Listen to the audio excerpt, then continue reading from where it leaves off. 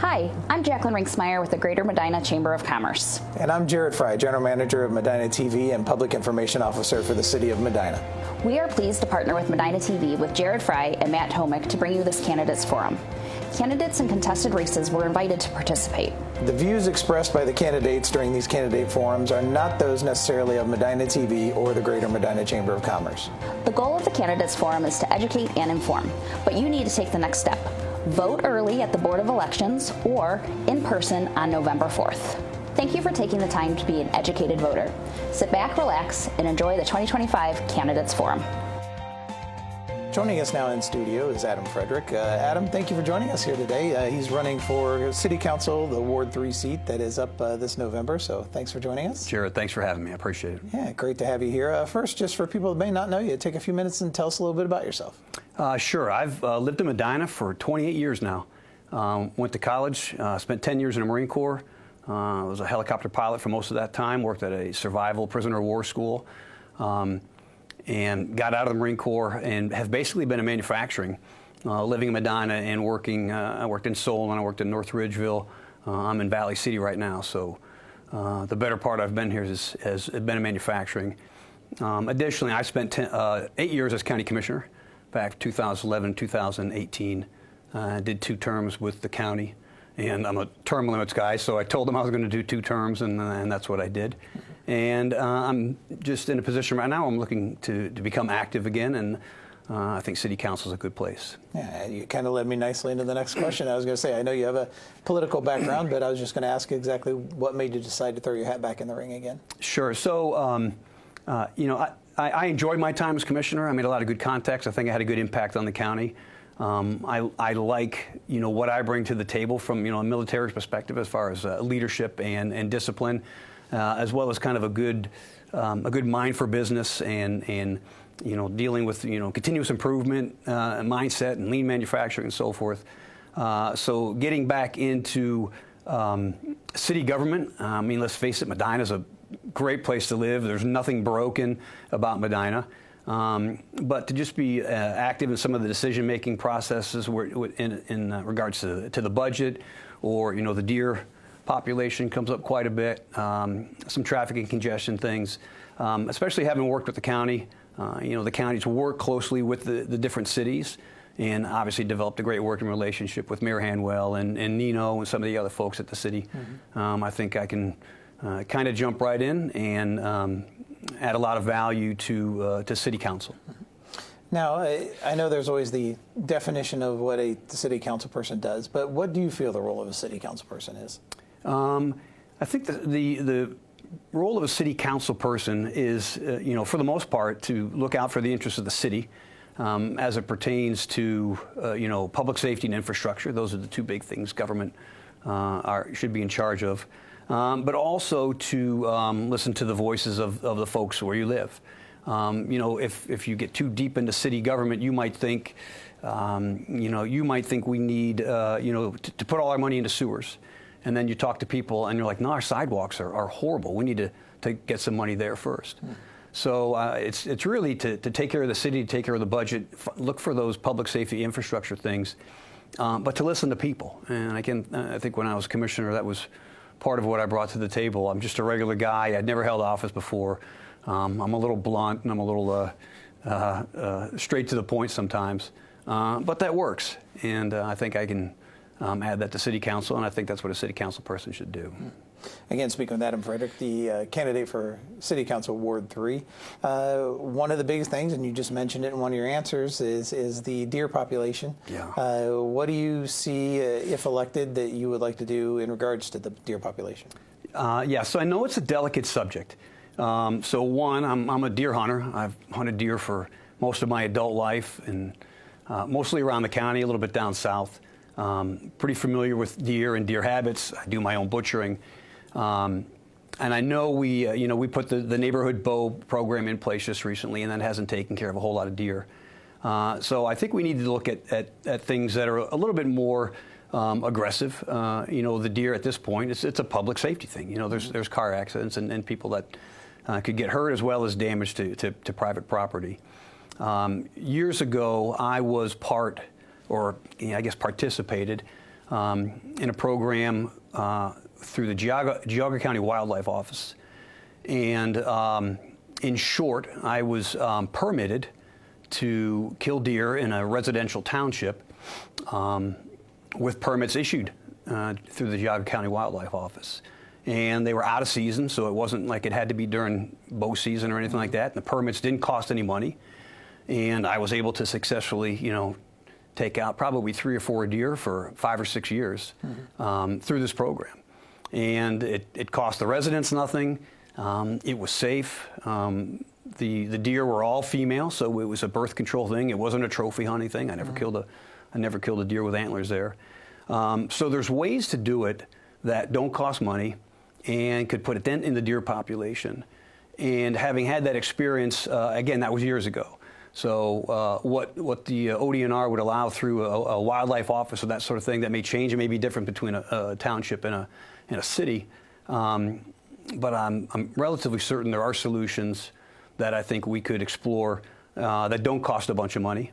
It may be, involving, the police at a higher level, but something definitely needs to change. I know the efforts for the bow program were noble, but they just haven't been as fruitful as we would have liked to have seen them. Mm-hmm. Now, another thing that you mentioned in one of your answers is also the infrastructure, whether that be streets, water lines, sidewalks. What do you see, or what would you like to accomplish if elected in regards to those matters? So again, listen to the voice of the people in the ward. I know there's sidewalk projects coming up. What involvement I have with folks that are working with the city now. I know there are asphalt and road projects that are coming up around the square, down Court Street, and then I think the following year down Route 57 towards on Wadsworth Road down there. So those are big ones. I know when I was when I was county commissioner, there were discussions of the sewer lines. It's kind of a strange relationship. The city owns the sewers, but the county manages the sewers. So anytime there's any sort of work or anything that needs to be done to those infrastructure type things, you kind of have to, you kind of plan and you work between the city and the county, and then you collaborate. You save money, you save time, you save effort. And I worked with Jeremy, who's the sanitary engineer now, and I think projects like that, the experience I bring to the table, would facilitate those projects to be done efficiently, effectively. I've been in manufacturing management, and even in my time as commissioner, and I joke, I don't know how to do anything, but I know the people who do, and I can put them together and work through what the best solution is. And I think that would be definitely something I would add in the role of city councilman. And now, as you look to run for Ward 3, is there something that you see the city needs to improve on right away? The biggest one is the deer. If you look, in the around the square and on Smith and on 18 and Liberty and so forth, we have a fair amount of traffic. I don't have solutions to how to minimize or change that traffic. When I was commissioner, I was on the NOACA board for I think all 8 years. At the time I was commissioner, president 1 year. And there's context with ODNR, and again, I know folks have probably explored some of these contracts. But even working with the NOACA staff, different funds that are available and things that can be added as projects. It may be 5 years down the road, but to get them on the screen, knowing those people, having an idea what the traffic concerns are, and just trying to again put people together that either know where the dollars come from or know how to get the projects done. And see what we can do to improve things like that. Mm-hmm. If elected, what's the first thing you'd like to accomplish when you start in office? So I think coming into office first, I got to learn more than I know right now. Again, I have an idea. I know the city operates on a $40 to $50 million budget. I have an idea of where those dollars go. I have an idea of what comes from income tax and all the other different pots of money. But I'd have to learn more about it than I know now. I think getting an understanding of the budget, where there's surplus, where there's not. I'd like to get a real good handle on the state of economic development. What businesses are we talking to? I've worked closely with the Medina County Economic Development, and We've got folks that help determine business health and so forth of things. Obviously, after COVID, service industry, restaurants, a lot of things changed. But then also work with businesses to determine if there's anything that's a deterrent, whether we have any policies or things like that in place. Like when I remember when I was commissioner, the Panther Trucking was looking to move from Seville. And they were either going to move to their current location there on Route 18 or to, I think, to North Carolina. And there was a concern in Columbus with their tax abatement.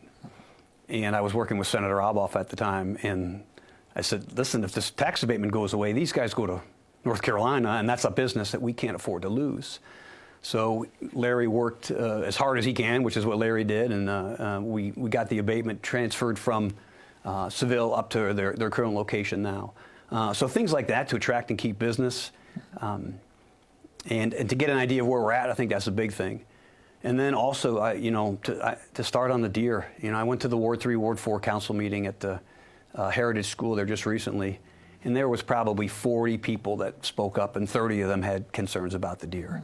So that seems to be the number one thing, and I think I'm pretty experienced in that area, and I can help out.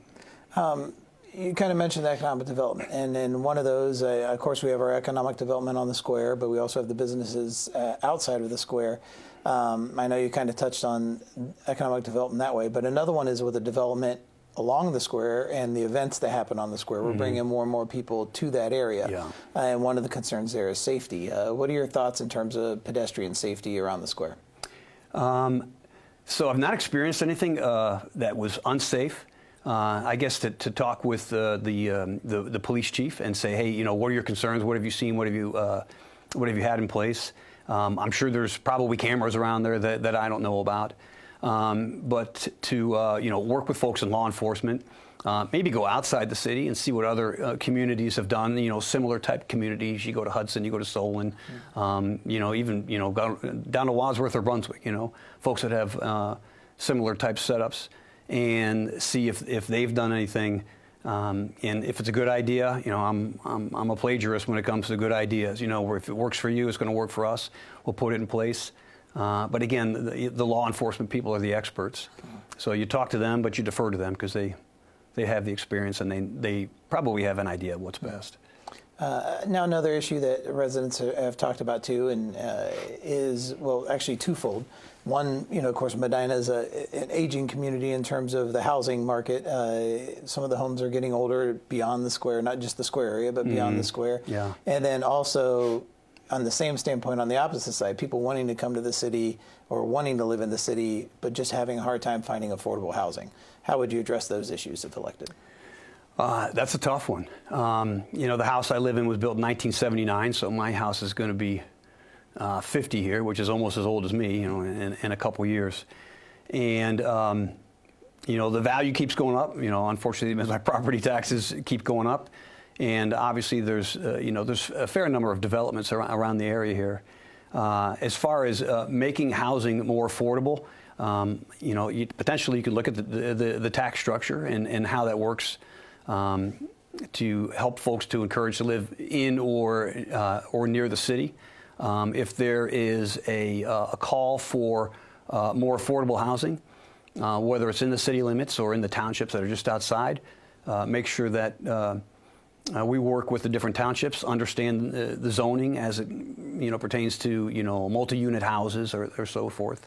I'm sure we could find some way to do a good study, economic study, housing study, to put some information together. Again, coming from manufacturing, I want data, I want measures, and I want to make my changes and my improvements based on the data and based on the measures. And I think we should be able to do that here. Perfect.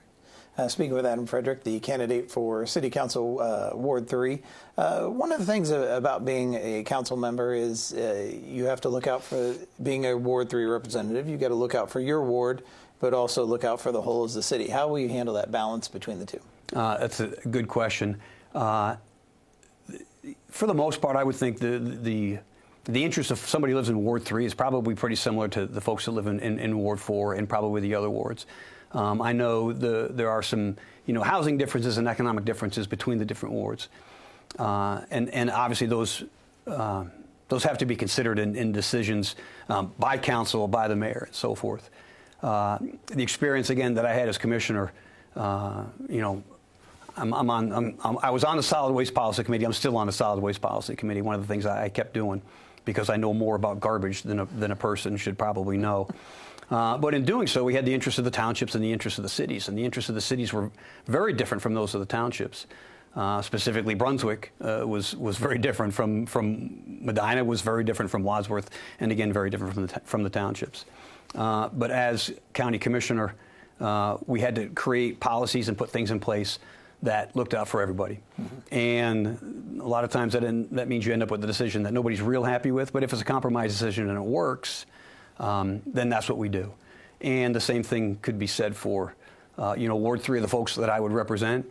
But if it's really bad for Ward 2 and Ward 3 or 1 and 2, and we can make a compromise in Ward 3, that has to be done. And obviously work through the mayor, whether that's John Coyne or Jim Shields, and work with the other city council members.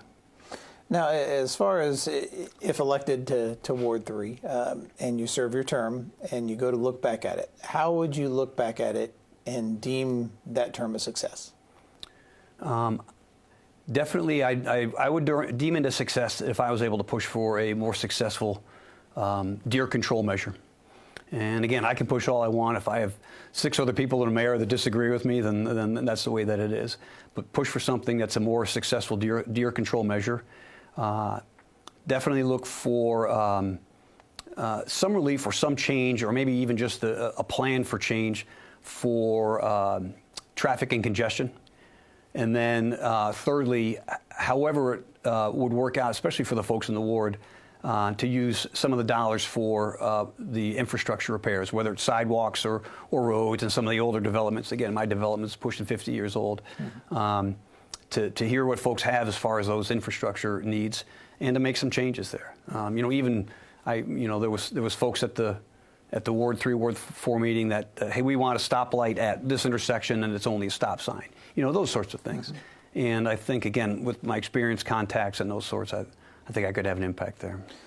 Now, as you look at council, it's a large group representing their wards as well as at large.